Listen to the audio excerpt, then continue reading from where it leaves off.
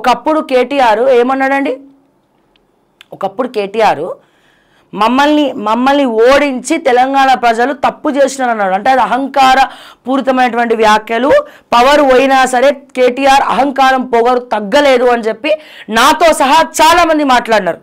చాలామంది అరే ఇది రాజ్యాంగబద్ధం రాబాయ్, ఇది ప్రజాస్వామ్యము, ఓటు హక్కు ప్రతి ఒక్కరికి ఉంటుంది. నిజంగా నువ్వు మంచి చేస్తే తెలంగాణ ప్రజలు గుండెలో పెట్టుకుంటారు, మంచి చేయకపోతే తెలంగాణ ప్రజలు చీల్చి చెండాడతారు, అధికారం ఇంకొకరి చేతిలో పెడతారు అని చెప్పి నేను కూడా మాట్లాడడం జరిగింది చాలా సందర్భాల్లో. ఇప్పటికి కూడా ఆ వీడియోలు అట్లాగే ఉంటాయి, కావాలంటే చూడండి. సో గవర్నమెంట్ వెళ్ళిపోయిన తర్వాత ఫస్ట్ 6 నెలలు ఒకటే మొత్తుకున్నాడు కేటీఆర్, మాదేం తప్పు లేదు. అఫ్ కోర్స్ కొన్ని సందర్భంలో కేసీఆర్ కూడా అన్నారు ఒకనొక టైంలో, అంటే మంచిగా అయింది బాగైంది తెలంగాణ ప్రజలే వద్దనుకున్నారు అని చెప్పి తెలంగాణ ప్రజలు తప్పు చేసినట్టు. అంటే బీఆర్ఎస్ పార్టీలో ఉన్నటువంటి ఎమ్మెల్యేలు దళిత బంధు మింగలేదు, వాళ్ళేం తప్పులు చేయలే. బీఆర్ఎస్ పార్టీలో ఉన్నటువంటి ఎమ్మెల్యేలు ఇసుక దందాలు చేయలేదు, ఇసుక బుక్కలేదు, వాళ్ళదేం తప్పు లేదు.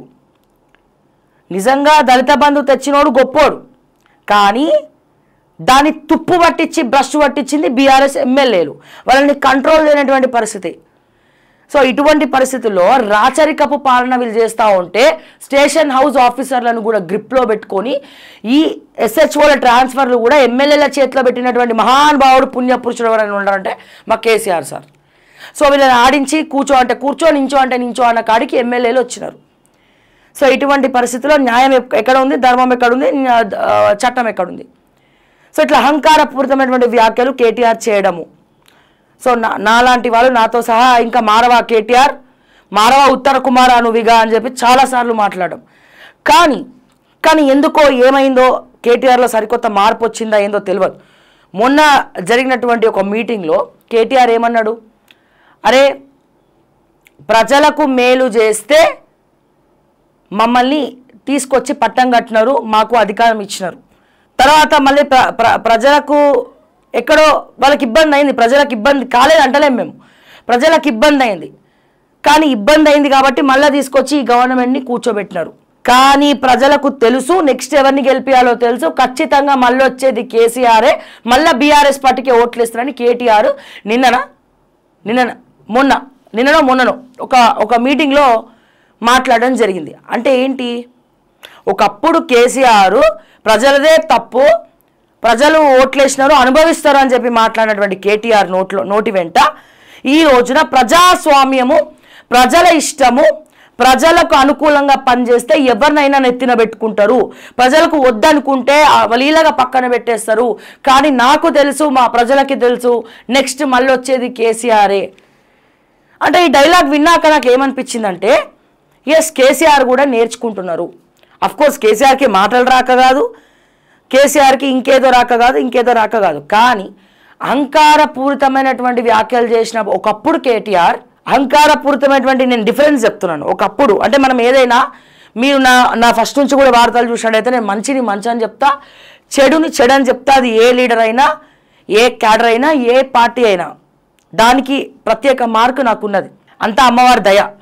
ఓకే, కానీ ఇక్కడ నేనేం చెప్తున్నా, ఒకప్పుడు ఏ అహంకారపూరితమైనటువంటి వ్యాఖ్యలు కేటీఆర్ చేసినారో ఇప్పుడు ఆయన మాటల్లో అహంకారం కనబడట్లేదు.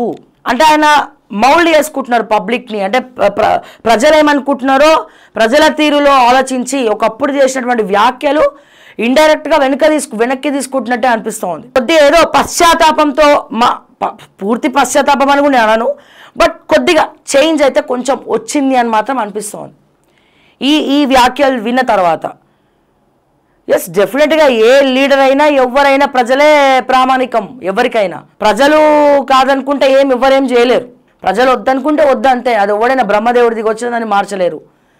మన భారత రాజ్యాంగం ప్రజలకు ఇచ్చినటువంటి హక్కు, ఇది ప్రజాస్వామ్యం. కానీ చాలా తెలివిగా అక్కడ ప్రజలు మమ్మల్ని ప్రేమించారు, 10 ఏళ్ళు ఇచ్చారు అధికారం, వాళ్ళ ఇష్టం రాబై. మళ్ళా నాకు తెలుసు ఇప్పుడు కాంగ్రెస్కి ఇచ్చినారు, మళ్ళీ నాకు తెలుసు మళ్ళీ వచ్చేది బీఆర్ఎస్ఏ, మళ్ళీ వచ్చేది కేసీఆరే, అది ప్రజలకు తెలుసు, మాకు తెలుసు, ప్రజలకు ఇష్టం అట్లా అని చెప్పి అట్లా ఒక రకమైనటువంటి వ్యాఖ్యలు చేయడం జరిగింది. అంటే ఒకప్పుడు అహంకారపూరితమైనటువంటి ఈ వ్యాఖ్యలను మ్యాచ్ చేస్తే కేటీఆర్ యొక్క మాట్లాడినటువంటి తీరు కొద్దిగా మారింది. కొంచెం తగ్గి ఉన్నాడు కేటీఆర్, కొద్దిగా మార్చుకుంటున్నాడు తనని తను అని మాత్రం క్లియర్గా మనకి అనిపిస్తోంది. అండ్ అప్పటి స్పీచ్ ఇప్పటి స్పీచ్ ఒక 1 year బిఫోర్ మాట్లాడినటువంటి వ్యాఖ్యలు, 1 year తర్వాత మాట్లాడినటువంటి వ్యాఖ్యలు చూసినట్లయితే అట్లా అనిపిస్తుందని చెప్పి నేనైతే అభిప్రాయపడుతున్నా. మరి మీరేమంటారో కూడా కమెంట్స్ రూపంలో తెలియజేయండి ఈ విషయంలో.